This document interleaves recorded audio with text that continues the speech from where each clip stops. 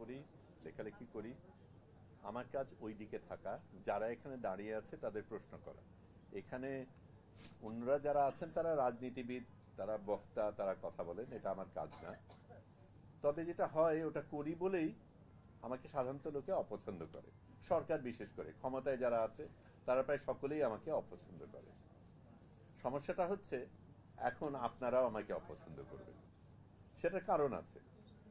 কারণ যেই কথাগুলি আমি আগের কথা বলি যে এটা ঠিক আমাকে ধরা হয়েছিল, অত্যাচার করা হয়েছিল, অ্যারেস্ট করা হয়েছিল বলবো না, কারণ অ্যারেস্টের একটা প্রক্রিয়া রয়েছে, সেটা হয়নি।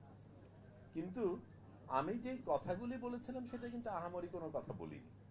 আমি সরকার চুরি করে বলেছি, অত্যাচার করে বলেছি, ভোট চুরি করে বলেছি, অনেকগুলি জিনিস বলেছি যেগুলি যে কোনো চায়ের দোকানে আলাপ করলে লোকজন সেটা বলে।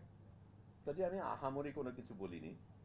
সমস্যাটা ছিল, এবং আমাকে লোকজন কেউ কেউ বলেছে, আপনাদের কেউ কেউ বলেছে তুমি খুব সাহসী, তুমি এই ভূমিকা রেখেছো। মোটেও আমি সাহসী না, বরং আমি যেটা বলেছিলাম সেটাই স্বাভাবিক, ওই বলাটাই স্বাভাবিক। অস্বাভাবিক ছিল এতগুলি মানুষ চুপ ছিল বলে। এবং সত্যিকার অর্থে স্বৈরাচার এটা করে পার পায় তখনই যখন এতগুলি মানুষ চুপ থাকে, নীরব থাকে। এবং সেই জায়গা থেকে আমরা বদলে, এই আন্দোলনটা হলো কি কারণে? কারণ সেই চুপ থাকার থেকে আমরা ঠিক করেছিলাম একটা সময় আর চুপ থাকবো না। কিন্তু এখন যেই কথাটা বলছি সেটার কারণে, সেটাও ওই কারণেই বলছি, কারণ যুগ বদলে গেছে। এখন যদি আমরা মনে করি আমাদের সরকার, অবশ্যই আমাদের সরকার, সবসময় আমাদের সরকার হওয়ার কথা, কিন্তু সেটা বলে যদি একটু আগেই যেই ফুয়াদও যেই কথাটা বললেন যে সমালোচনা না করি, তাহলে কিন্তু নিজের ক্ষতি নিজেই করছি। এবং সেই কথা, সেটা করতে গিয়ে আমি একটু আত্মসমালোচনাও করতে চাই, কারণ সেটারও প্রয়োজন রয়েছে, সেটা না হলে সমস্যা হয়। আমরা বৈষম্য বিরোধী বাংলাদেশের কথা বলছি।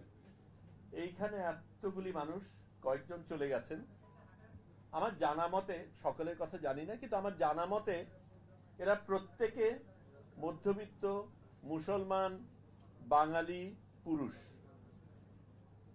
এতগুলি মানুষ প্রত্যেকে যদি মধ্যবিত্ত মুসলমান বাঙালি পুরুষ হয়, তাহলে আমাদের মধ্যে ইনক্লুসিভ যে শব্দটা বলি, বৈষম্য বিরোধী যদি হয়, মধ্যবিত্ত বাঙালি মুসলমান পুরুষের বাইরে বাংলাদেশে কেউ নাই। 50% নারী, তাদের একজনও এখানে নাই। আমরা মুসলমান, অধিকাংশ মুসলমান, কিন্তু মুসলমানের বাইরেও রয়েছে মধ্যবিত্ত। আমাদের দেশ নিয়ে এত গর্ব করি, আমাদের দেশকে প্রধানভাবে চালায় আমাদের দেশের গার্মেন্টস শ্রমিক, আমাদের দেশের প্রবাসী শ্রমিক। তাদের পয়সায় আমার ফুটানি, সে হয়তো নাই, তার কোনো প্রতিনিধিত্বও নাই। এবং এই জিনিস যদি আমি নিজে কোথায় কি করছি সেই প্রশ্ন যদি না করি, আরেকজনকে প্রশ্ন করার কোনো দাবি আমার নাই। কাজে প্রথমে আমার নিজেকে প্রশ্ন করতে হবে, এবং এই চর্চাটা আমার রাখতে হবে। এবং এই চর্চা যদি আমি না করি, আপনি আমার বন্ধু মানুষ, আপনি আমার পিঠ চাপড়াবেন, আপনি আমার ভালো কথা বলবেন, তাহলে আপনার বন্ধু। নাহলে বন্ধু হইলাম কেমনে? যেই মানুষ আপনার দোষ ধরিয়ে দেয় সে আপনার সবচেয়ে ভালো বন্ধু। অন্যজন চুপচাপ ফিসফিস করে পেছনে পড়ে, আপনার বন্ধু প্রকাশ্যে আপনার সামনে বলবে, কারণ সে আপনাকে ভালোবাসে। এবং শোধরানোর জায়গা সেটাই। এবং সেই কথা বলেই আমি এই সরকারকেও বলছি, তোমাকে যখন আমি সমালোচনা করছি, তুমি ভালো করবে আমি চাই বলেই আমি করছি, এটা ঠিক, ভুল করছে। কিন্তু আমি এটাও বুঝি, এবং আমরা সকলেই মনে করি, এই 15 বছরের নির্যাতনের পরে এই জায়গায় যে আমরা আসতে পেরেছি, এটা একটা অসাধারণ জায়গা, একটা অসাধারণ সুযোগ। এই সুযোগ যদি আমরা হারাই, আরেকবার এই সুযোগ আসবে না।